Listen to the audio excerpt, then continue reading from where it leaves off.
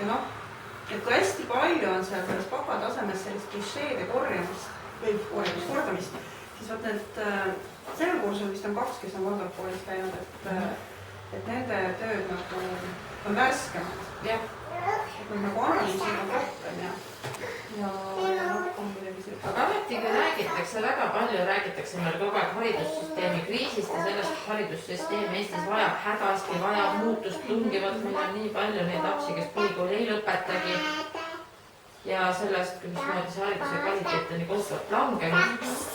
Sellest räägitakse nii palju, et siin ongi tegelikult asja tuum. Siin, ainult siin on selle asja tuum. See on tegelikult väga paljud inimestel juba väga ammu selline. Aga see on julge otsus. Kõik muud muudatused haridussüsteemis on täiesti mõttetud.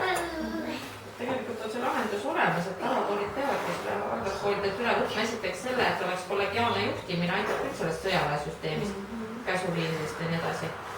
Ja teiseks selle, et klassid oleksid väiksemad ja kolmandaks natukene mõistlikumad õppekavad, mis praegu on.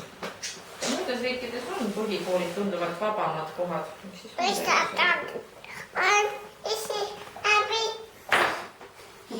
Mis sissi teeb?